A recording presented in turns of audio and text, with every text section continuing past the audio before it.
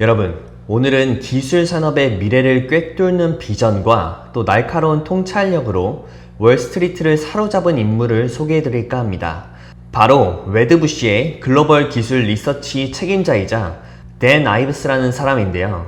많은 분들이 알고 계시겠지만 댄 아이브스는 20년 이상 기술 섹터를 분석하면서요, 테슬라나 엔비디아, 그리고 오늘 영상에서 소개할 팔란티어 같은 혁신 기업들의 폭발적 성장을 일찍부터 예측을 해온 사람이에요.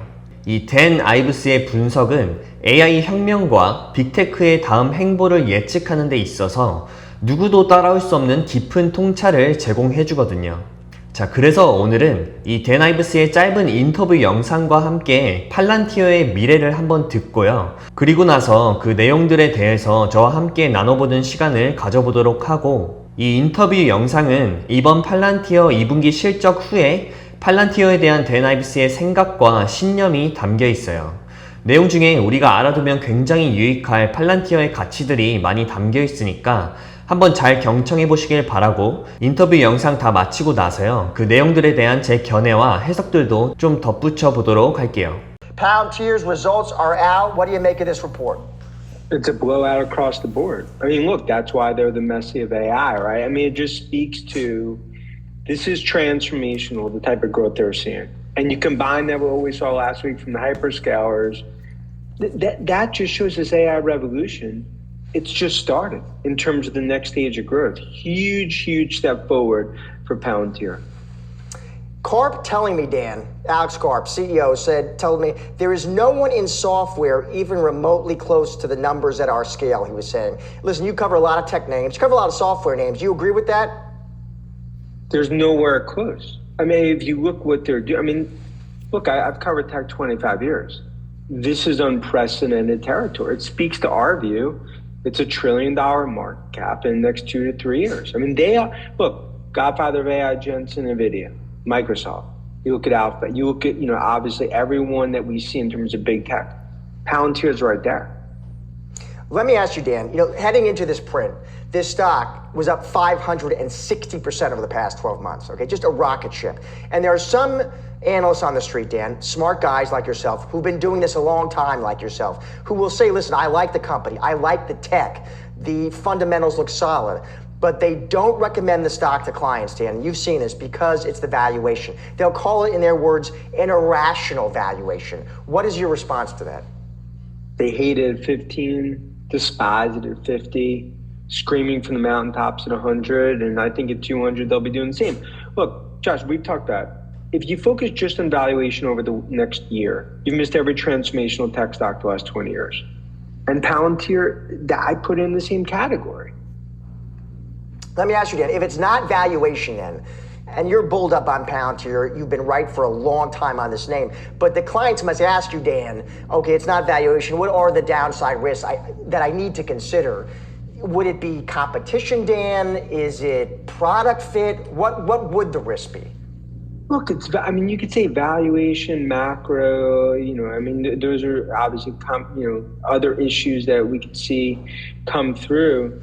But the reality is that it's still early days in terms of where they're going. I mean, my view, they're basically creating a whole nother business in terms of the commercial business. Then you look on government, they're gaining more and more share on government. It's kind of a 1-2 punch. I think Karp's just playing a different game, right? I mean, I think he understands on par with Jensen and Nadella in terms of where this is all heading. I see some analysts on the street, Dan, they do their checks with retail investors on this name, and they say they hear more interest about two issues with Palantir. They're hearing chatter, more interest in potential stock split and capital return. And I'm just curious what you make of those dynamics. Capital return, I don't think is much of an issue, because you're at the end of the day, you're focused more on this is growth mode. In terms of stock split, look, I think that could clearly happen, right? I mean, just given what we see, especially today and where this is going forward. And they are in a massive position of strength.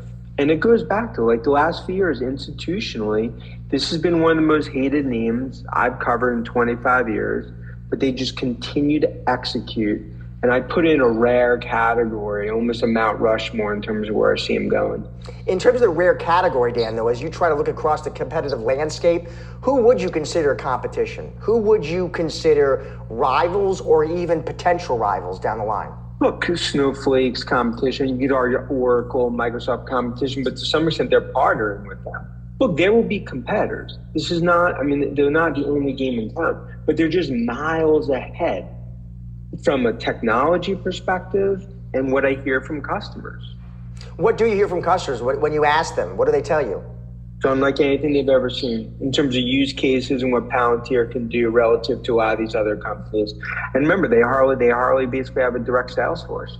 I mean, that actually just makes this that much more pretty unbelievable in terms of these numbers. How much credit, Dan, at the end of the day, do you give the C-suite here? Do you give to Karp? It's gold standard. I mean, what Karp's done is it's a Hall of Fame performance. I think if you look what he's done, how he's built this company.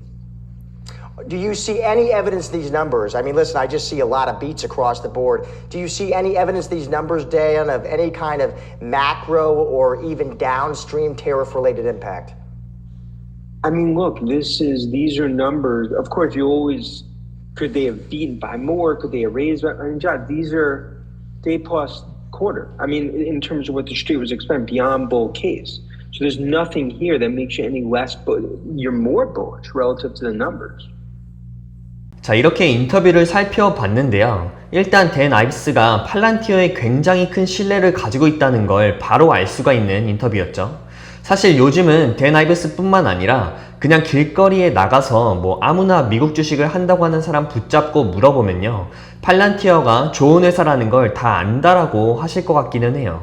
자, 그래서요, 제가 몇 가지 짚고 가고 싶은 부분들에 대해서도 좀 이야기를 드려볼게요. 인터뷰 영상을 보면 밸류에이션에 대한 이야기가 나오죠. 그에 대해서 댄 아이브스는 밸류에이션을 소리쳤던 사람들이 팔란티어 주가가 15달러일 때도 싫어했었고, 50달러일 때는 증오했고, 100달러일 때 산 꼭대기에서 소리쳤다고 하죠. 그리고 이거는 팔란티어 주가가 향후에 200달러가 돼도 똑같을 거라는 겁니다. 저는 개인적으로 이 댄 아이브스의 말에 완전히 동의해요. 왜냐면 현실이, 이 현재 주식시장이 돌아가는 트렌드가 그렇거든요.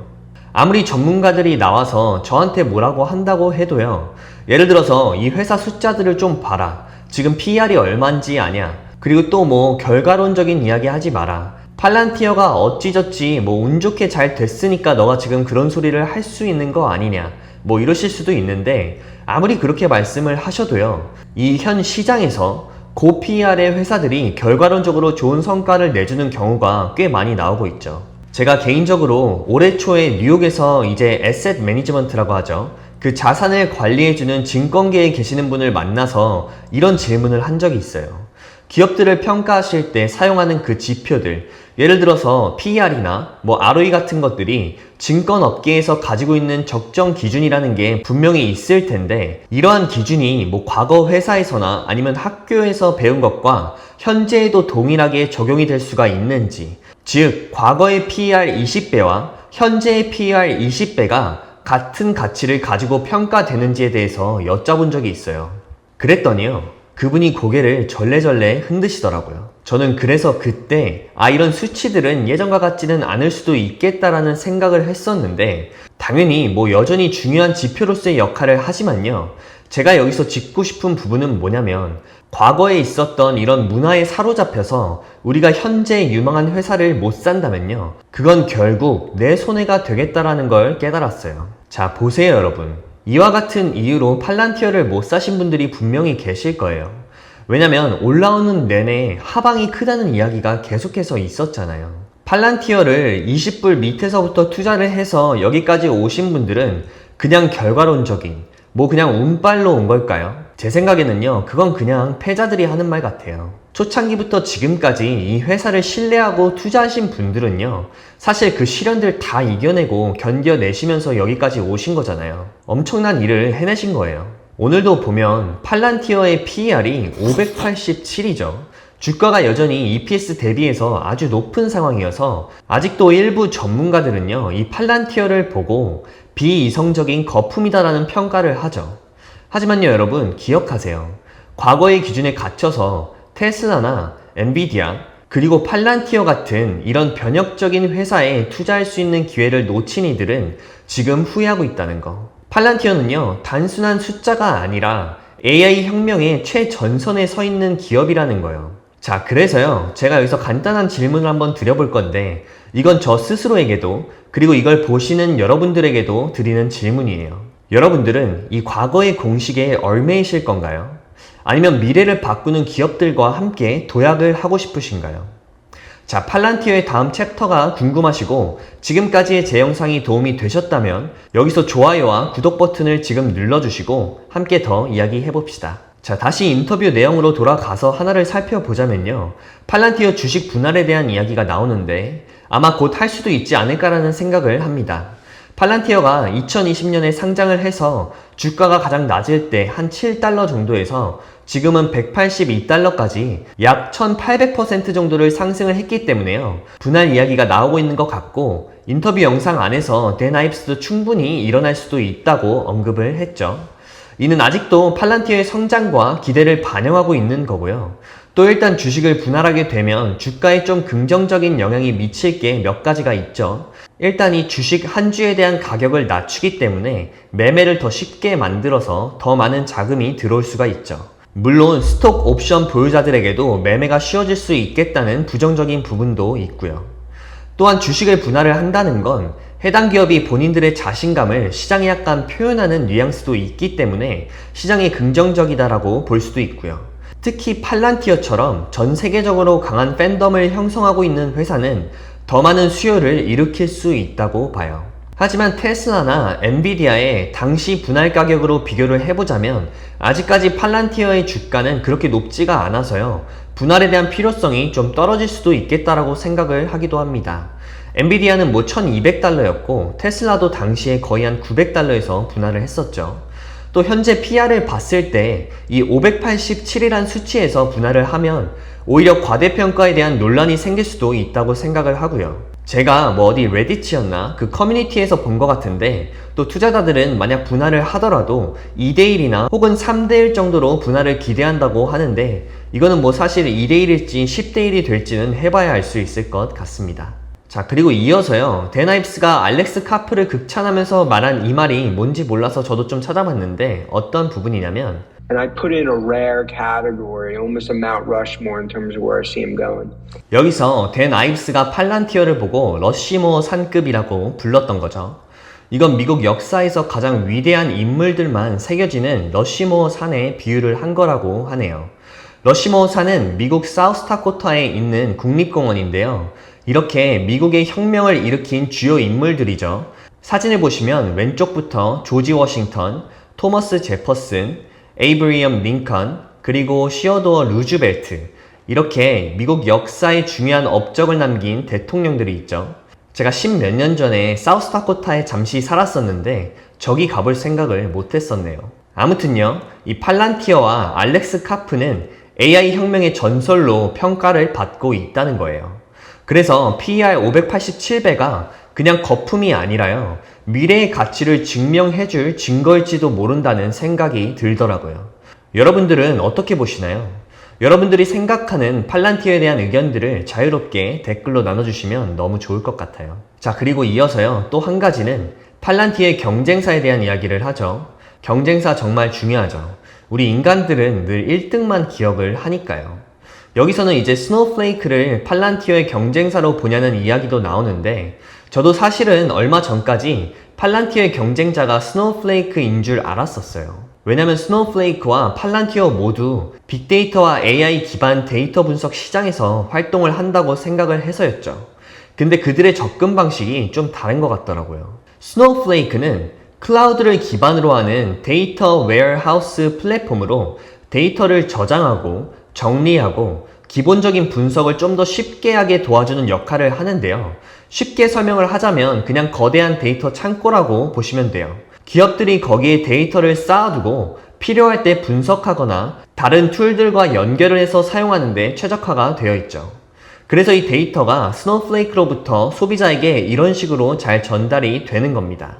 반대로 팔란티어는요, AI 기반 데이터 통합 및 의사결정 플랫폼으로 복잡한 데이터들을 통합하고 실시간으로 AI가 분석해서 실행이 가능한 인사이트를 제공하죠. 쉽게 비유를 하자면 데이터로 문제를 스스로 해결하는 AI 두뇌라고 보시면 돼요. 단순한 저장이 아니고 데이터를 스스로 연결해서 복잡한 의사 결정을 돕죠.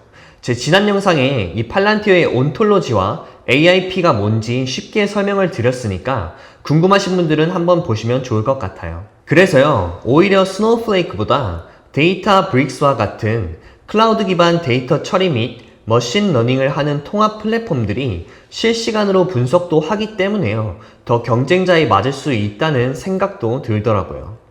그래도 뭐 팔란티어 수준은 아니라고 봅니다. 자, 그래서 정리를 좀 해보자면 스노우플레이크는 데이터를 저장하고 관리하는 데 집중을 하고요. 팔란티어는 데이터를 분석하고 AI로 의사결정을 최적화하는 데 집중하죠. 고객들의 사례도 스노우플레이크는 약간 기본적인 분석이 있죠. 뭐 매출 보고서를 만드는 그런 쪽이요. 그리고 팔란티어는 좀 더 심오하고 복잡한 쪽에 있죠. 예를 들어 공급망을 최적화하거나 뭐 군사작전 같은 곳에 많이 사용이 되는 거죠. 그래서 약간 쉽게 예를 들어 보자면 스노우플레이크는 데이터를 쌓고 저장하는 냉장고고 이 팔란티어는 그 데이터 재료를 이용해서 레시피를 만들고 요리까지 해버리는 셰프 같은 느낌이랄까요? 이렇게 들어보니까 좀 결이 다르죠? 자, 여러분은 어느 쪽에 투자하고 싶으신가요? 저는 팔란티어요. 자, 여러분, 오늘 우리는 댄 아이브스의 인터뷰를 통해서 팔란티어의 놀라운 여정들을 한번 들여다봤습니다. PER 587배가 여전히 거품이라고 외치는 사람들도 있지만 과거의 기준에 갇혀서 이 테슬라나 엔비디아 또 팔란티어 같은 기업을 놓친 이들의 후회를 기억하세요. 팔란티어는요, 단순한 기업이 아닙니다. AI 혁명의 러시모어산, 알렉스 카프와 함께 미래를 새로 쓰는 현 시대의 선구자 역할을 하게 될 거예요. 스노우플레이크 같은 경쟁자도 있다고 하지만 팔란티어는 데이터로 세상을 바꾸는 독보적인 플레이어라는 점을 알아두시면 좋을 것 같아요. 자, 그래서 과연 팔란티어의 행보는 앞으로 어떻게 될지, 뭐 주식 분할을 하게 될지, 또 기대하기로는 조만간 시가총액 1등의 기업이 될지 저와 함께 지켜보시면 좋겠습니다. 여러분, 늦었다고 생각할 바로 지금이 바로 그 가능성을 고민해봐야 할 때라고 저는 생각해요. 여러분들은 이 AI 혁명에 동참할 준비가 되셨나요? 준비가 되셨다면 댓글로 여러분들의 생각을 공유하고 구독 버튼을 눌러서 저와 함께 미래의 빅테크 승자를 지켜보면 좋겠습니다. 자, 그럼 오늘 영상은 여기서 마무리를 하도록 하고 오늘도 저의 영상이 유익하셨길 바랍니다. 감사합니다.